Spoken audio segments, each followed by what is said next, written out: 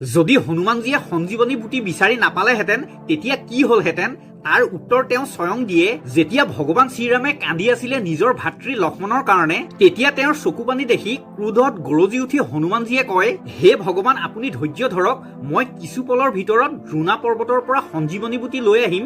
যদি মই তাত সঞ্জীৱনী বুটি নাপাওঁ তেতিয়া সেই একেই বেগেৰেই মই গুচি যাম স্বৰ্গলোকলৈ আৰু দেৱতাসকলৰ পৰা কাহি অমৃত লৈ আহিম। যদি তাতো অমৃত নাপাওঁ তেতিয়া মই অমৃতৰ উৎপত্তি স্থল পাতাল লোকলৈ গুচি যাম আৰু তাৰ পৰা অমৃত লৈ আহিম। যদি তাতো অমৃত বিচাৰি নেপাওঁ তেতিয়া চন্দ্ৰমাকে লক্ষ্মণজীৰ মুখত মুচৰি দিম। কোৱা হয় চন্দ্ৰমাত অমৃত থাকে বুলি। যদি তাতো অমৃত প্ৰাপ্ত নহয় মই কালৰ গতি ৰখাই ভগৱান সূৰ্যনাৰায়ণক পুনৰ গিলি পেলাম।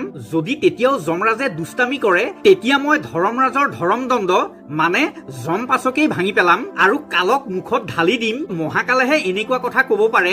সাক্ষাৎ ৰুদ্ৰৱতাৰ হনুমানজী মহাৰাজে ভগৱান শ্ৰীৰামচন্দ্ৰক ধৈৰ্য ধৰিবলৈ কলে আৰু সঞ্জীৱনী বুটি আনি তেওঁক দিলে। সেইকাৰণে যদি আপুনি চিন্তাত আছে, অসুবিধা পাইছে, জীৱনৰ কিবা এটা পৰিকল্পনা বিফল হৈ গল, কিন্তু আপুনি হনুমানজীৰ ওপৰত বিশ্বাস ৰাখে, তেতিয়া তেওঁ দ্বিতীয় পৰিকল্পনা প্লেন বিত ভৰসা ৰাখক। তেওঁ সদায় আপোনাক সহায় কৰিবলৈ সাজু থাকিব।